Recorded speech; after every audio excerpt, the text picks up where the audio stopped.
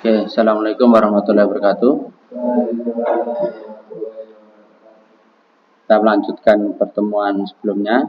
Pada sesi ini kita ngomongkan tentang bagaimana kita membangun komitmen terhadap program CSR atau tanggung jawab sosial perusahaan.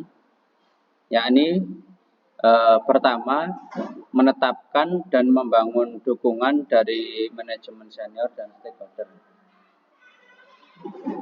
Nah,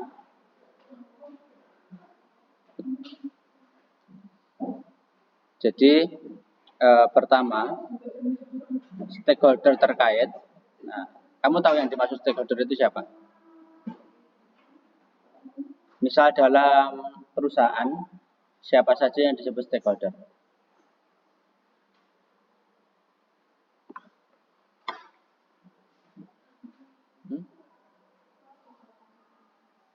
Nggak tahu.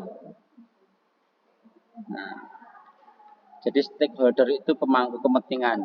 Siapa saja yang berkepentingan di perusahaan tersebut itu menjadi bagian dari stakeholder.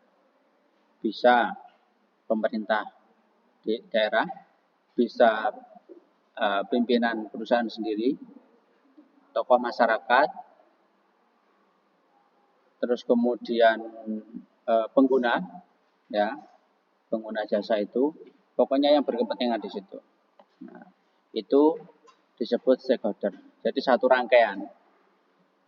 Jadi kayak di kampus ini, ya bisa alumni, bisa mahasiswa, bisa dosen, bisa pimpinan universitas, dan seterusnya. Jadi siapa saja yang berkepentingan di situ, itu disebut stakeholder.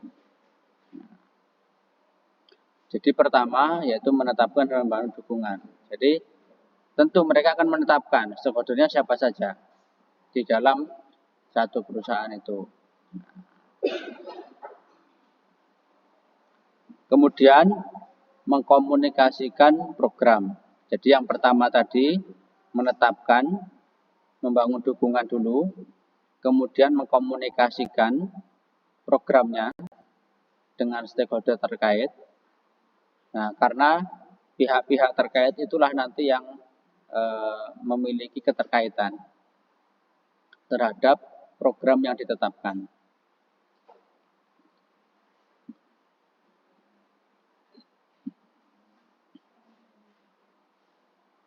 Kemudian, nah itu setelah ini, nah kemudian ada yang namanya pelaksanaan. Jadi setelah membangun dan mengkomunikasikan, kemudian ada pelaksanaan program. Nah, pelaksanaan program itu ditentukan oleh pembentukan tim pelaksana, kemudian melakukan pelatihan, dan melaksanakan program. Nah, jadi proses pelaksanaan program itu pertama menentukan siapa saja yang terlibat.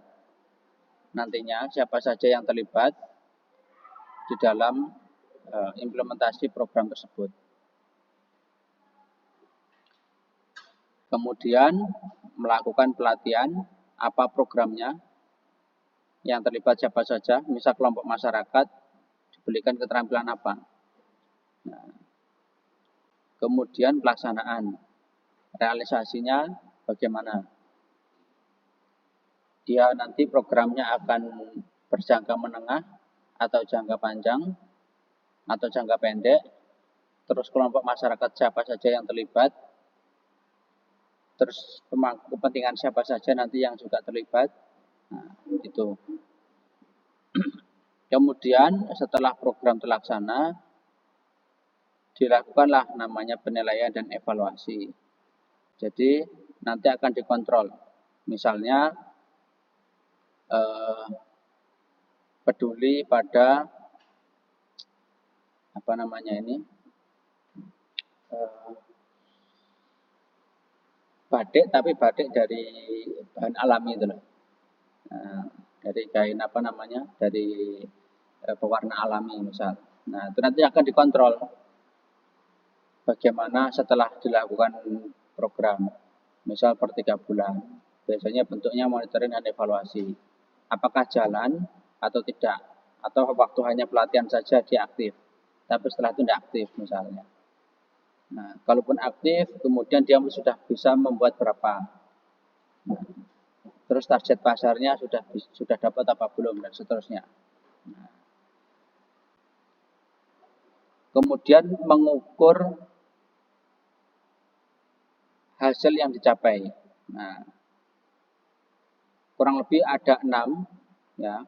Pertama, bidang keuangan, kemudian kualitas produk, budaya perusahaan, etika, efektivitas bisnis, dan inovasi. Nah, ini yang biasanya jadi pertimbangan. Nah, setelah ini, kemudian verifikasi laporan, terus kemudian melakukan evaluasi terhadap program berjalan dan membuat laporannya. Nah, maka ketika program CSR itu berjalan, maka terakhir setelah kita melakukan monitoring, melakukan evaluasi dan seterusnya, kemudian melakukan pengukuran dan pelaporan hasil. Apakah kinerjanya itu nanti akan terus berlanjut? Apakah nantinya akan dikembangkan pada satu, misalnya dia hanya menyasar pada satu kelompok masyarakat, kemudian dirasa berhasil, dia nanti akan mengembangkan lagi atau tidak di tempat yang lain, di kelompok sasaran yang lain. Nah, itu. Nah, kenapa membutuhkan stakeholder? Jadi bentuk kemitraan itu tidak hanya urusan perusahaan dengan kelompok masyarakat langsung, ya, tapi dia juga melibatkan siapa saja yang nantinya akan terlibat. Apakah tokoh masyarakat, apakah pejabat pemerintah, apakah HRD, apakah ya orang-orang yang terlibat di dalam perusahaan tersebut dan lain sebagainya. Nah, semakin banyak orang yang terlibat, maka membutuhkan berbagai hal, ya, karena yang berkepentingan kan banyak. Nah, itu. Jadi kontrolnya nanti juga akan banyak juga. Jadi masing-masingnya nanti juga ikut mengontrol. Nah, seperti itu.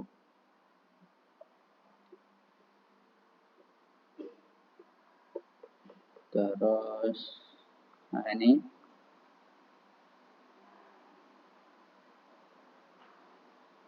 Jadi orientasi dari semua bentuk CSR itu diorientasikan ada berapa ini?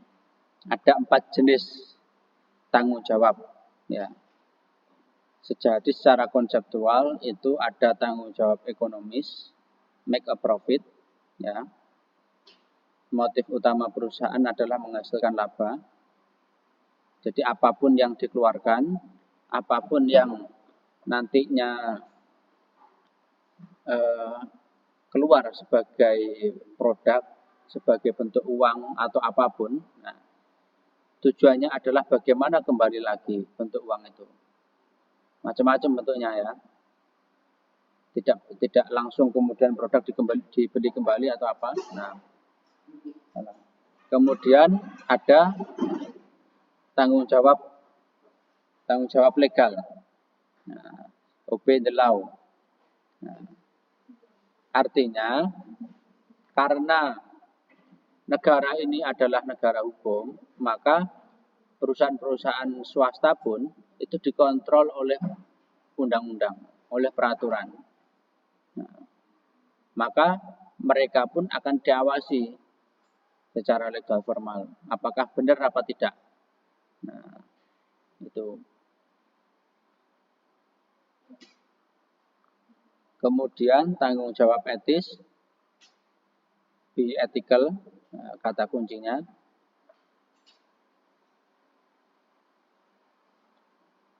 Nah, proses mengukur ini yang terkadang sulit, ya. Praktek bisnis yang benar baik, adil, fair. Nah, ini yang kadang sulit. Tapi perlu dijelaskan, itu sebagai kontrol bahwa perusahaan itu tidak boleh bermain semaunya, mengikuti keinginannya sendiri. Nah, ibaratnya mencari keuntungan dengan berbagai cara. Nah, itu harus dikontrol melalui tanggung jawab etis itu. Tetap harus ada dimanapun. Nah, artinya ketika misalnya nanti tentu akan beberapa pihak dan nanti akan ikut mengontrol, entah itu pemerintah atau masyarakat sendiri, karena mereka tidak bisa lepas.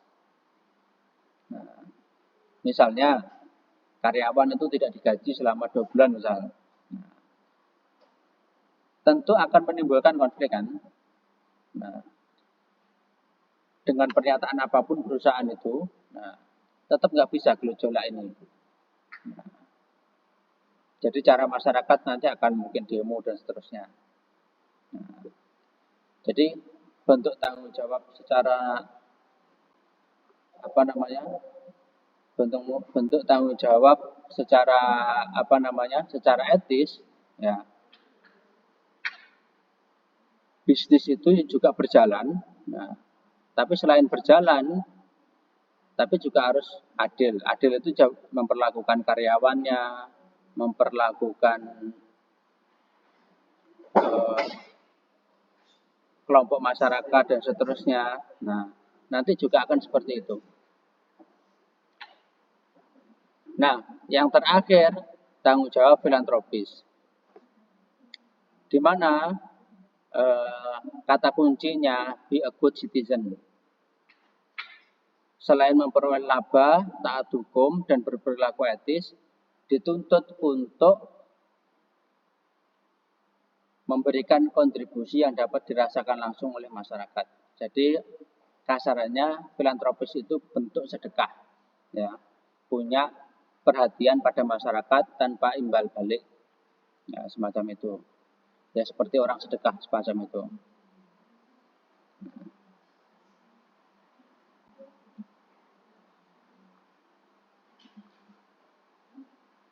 Nah, tujuan dari semua bentuk CSR itu ada 5.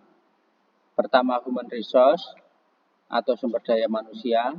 Kedua, risk management, pengelolaan risiko.